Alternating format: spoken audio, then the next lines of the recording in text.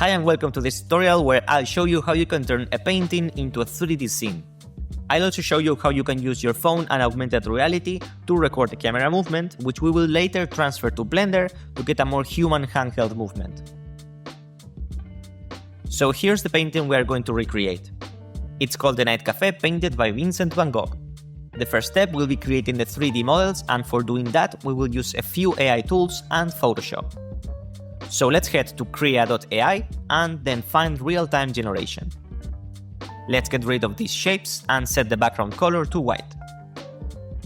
You can take any image and drop it here on the left, then move it and resize it as you want. And here you can write a short description of what you want to generate. In this case, we're trying to reproduce the painting, but with more recognizable shapes.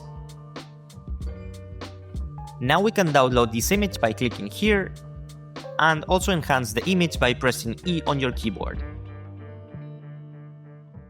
However, we're gonna do it a bit differently, so let's open Photoshop. With the rectangle tool, select a region around the object you're looking for, and then go to Edit and Copy. Go back to Krea and paste the image directly with Ctrl-V and rescale it. Write a prompt describing the object in the artist's style and move the image on the left to have different generations until there's one you like.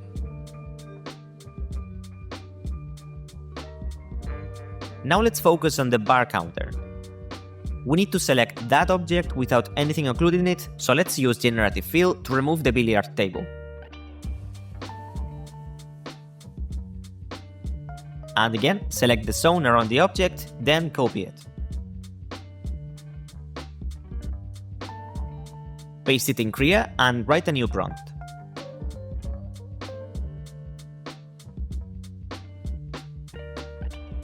And now do the same with as many objects as you want. Just make sure that you mention the artist's style in the prompt.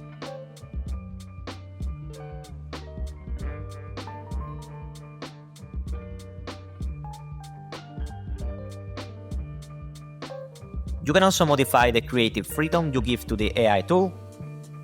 Less intensity will result in images similar to the original one.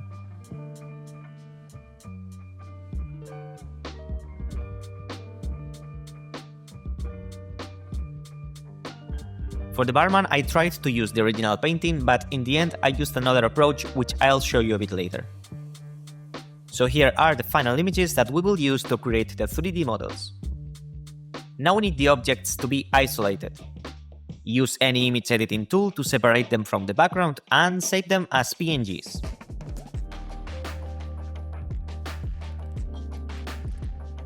This step is optional, but you could also use an AI image upscaler like Topaz Gigapixel to increase the detail and resolution of the images. Just make sure that the images are less than 20 megabytes.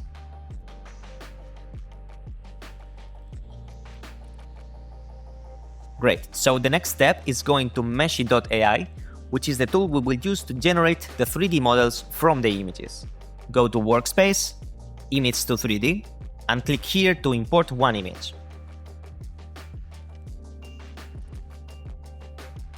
You can give it a name and decide if the object should be symmetric or not. Then press Generate. It will take a minute to generate, so you can do a few other images in the meantime. Then you can preview the generations and select the one you like.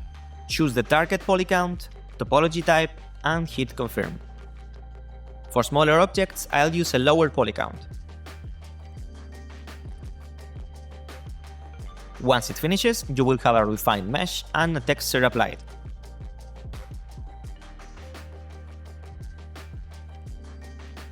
Now you can download all your objects in your preferred format and start creating your scene in Blender. I won't go into the details on how to recreate a full scene inside Blender, but you will definitely find some tutorials on YouTube about 3D modeling and scene creation. But basically I tried to match the basic structure of the room, then I started importing the objects one by one and placing them as close as in the original painting. Now for the ceiling lamps, we need a translucent material to act like glass, so when we add a point light, it passes through it. So we need to separate the glass part from the mesh. To do that, first we need to clean it up. In Edit mode, press A to select all faces, then go to Mesh, Clean Up, and Merge by Distance. Now in Edge mode, select one edge, then hold the Ctrl or Command key, and select another edge to make a selection around the object.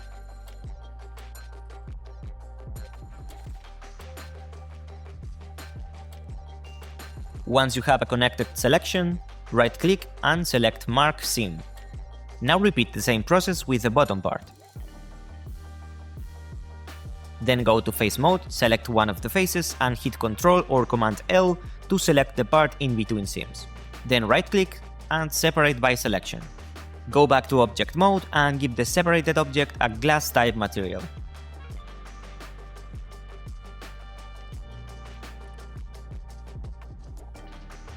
If the point light is still not passing through the object, select the point light, then go to Object Properties and under Shading, Shadow Linking, drag and drop the glass mesh here, then uncheck this to let Blender know that it shouldn't generate shadows from this specific mesh. This way the point light will ignore that part of the object. So this is what we have so far. Now let's add the characters. Find an image of a character in T-Pose Online and import it into Krea. You can also use the brush tool to paint on top of the images to make some variations in the clothes. Once you have them, isolate them in Photoshop as we did previously.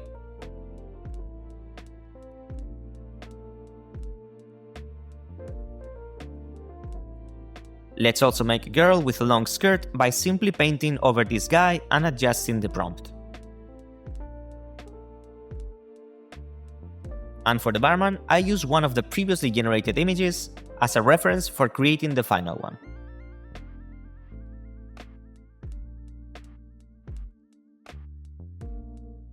Follow the same process as before, using Meshy.ai to generate the 3D models from these images. Then head to mixamo.com and import one of the characters. Follow the steps to auto-rig the character, and then search here the animation you want to apply.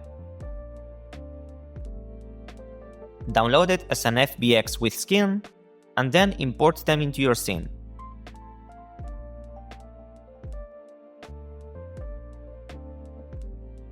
I'll finish by adding windows to the room and replacing the old barman with the new one.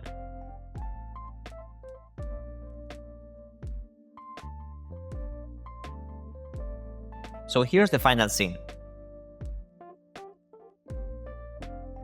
And I also added this walking character to add a bit more dynamism to the scene. The idea is to create an infinite loop walking through the same room all the time. So let's create a collection and put everything inside.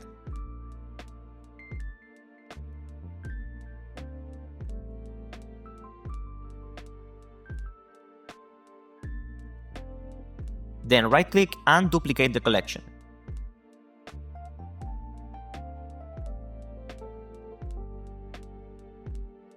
Select all the main objects. Then move the room in one axis.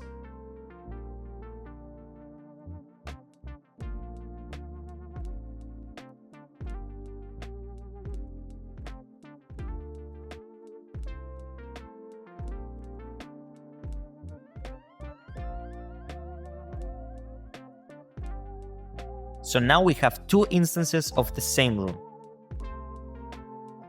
I'll do a third copy as I plan to move the camera through two of them and loop when entering the third one. Now let's create the infinite illusion effect. First, create a plane and place it in the last door gap.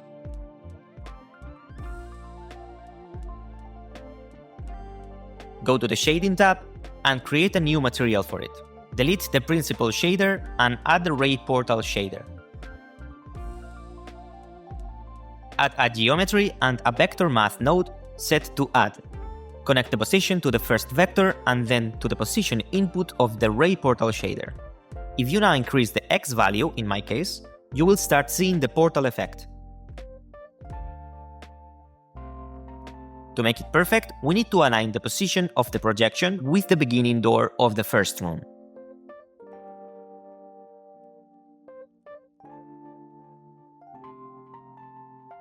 And that's how we get this effect without having to duplicate the room more times.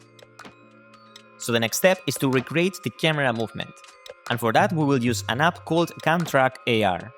This app is currently only available for Apple devices, so if you have Android, you will probably need to skip this step and animate the camera manually. Now let's prepare the project file so we have only the basic objects from the scene, which we will use as a reference to walk around it. Delete anything you may not need, as it will make the file heavier due to the amount of polygons they have. Once that's done, press A to select everything and move the objects so the starting point where you will put the camera is aligned to the world's center. Then go to File, Cleanup, and Purge Unused Data, and in the outliner, change to Blender File Display mode and delete all the materials. Then select everything and press Ctrl or Command J to merge all the meshes into one.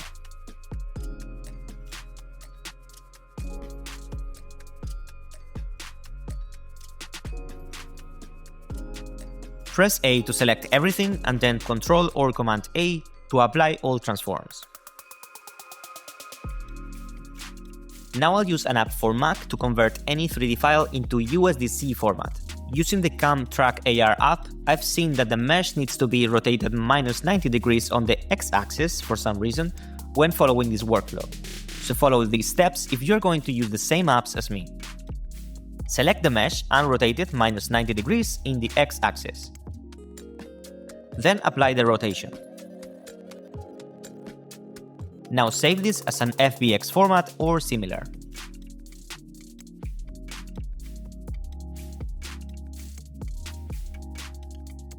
Download the Reality Converter app from the App Store and import the 3D model. Then export it and send it to your phone.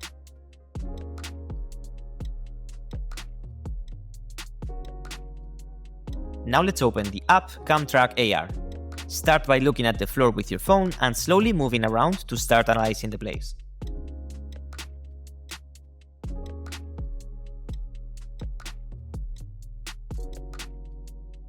Now press the first icon while pointing at the floor to set it. You can also add tracking markers with this button, which will be imported into Blender later. Now tap this button to import the 3D file.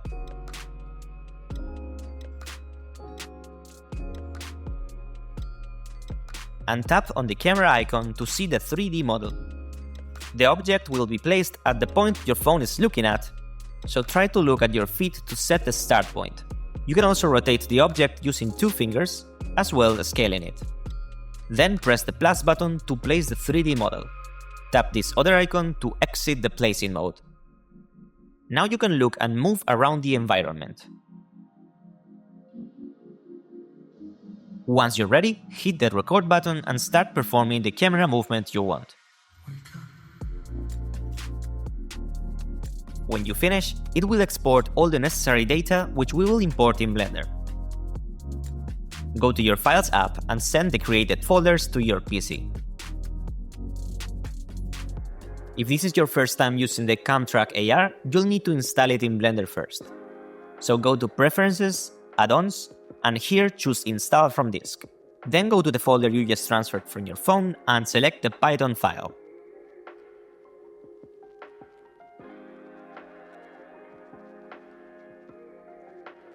Now go to File, Import, and select HitFilm AR Tracking Data. Then select the HFCS file from the same folder.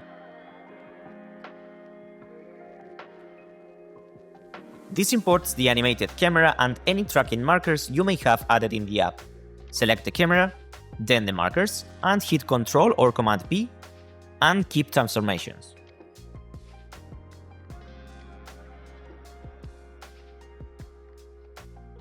Shift right-click somewhere in your scene, then Shift S, and Selection to Cursor.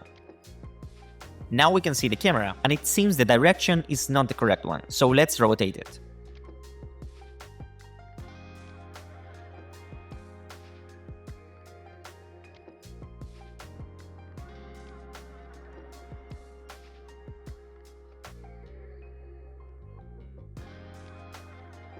we need to manually correct the scale and rotation of the camera. So do it by scaling and rotating the empty.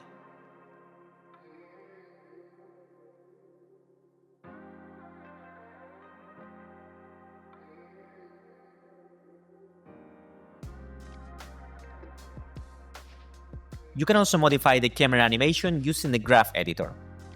For example, here I want the camera to be more on the right, so in the graph editor, let's select the right axis and hide the rest. Now select a few keyframes and turn on this proportional editing button. Try to move it again and use your scroll wheel to adjust the radius to smooth it out.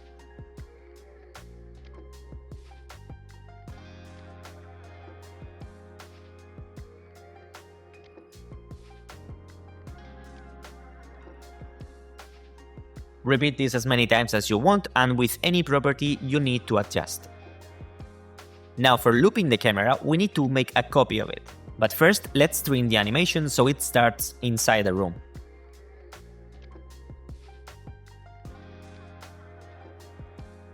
Then go to the ending point where it's going to start the loop and delete the keyframes after.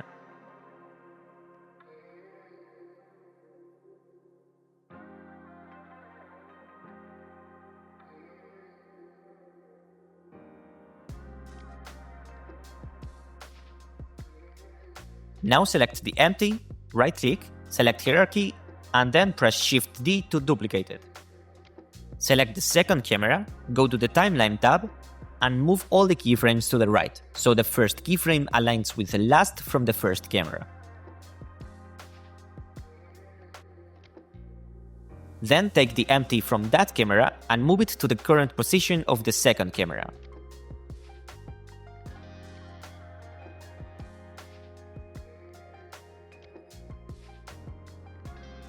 Then select one of the cameras, press Alt or Option P and clear parents, keeping transforms.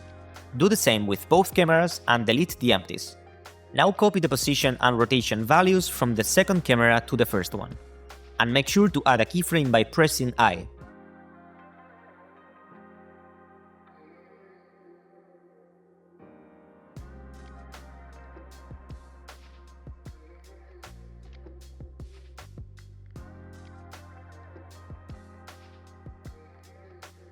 Let's adjust the start and end points on the timeline to see if it worked.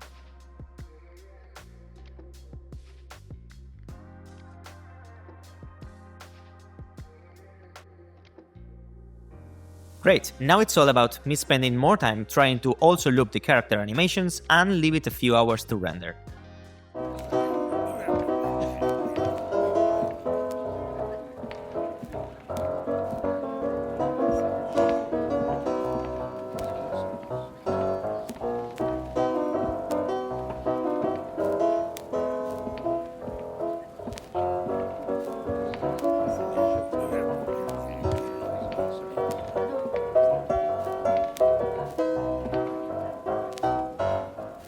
And that's basically it. So let me know in the comments what you think about this effect, and see you in the next one.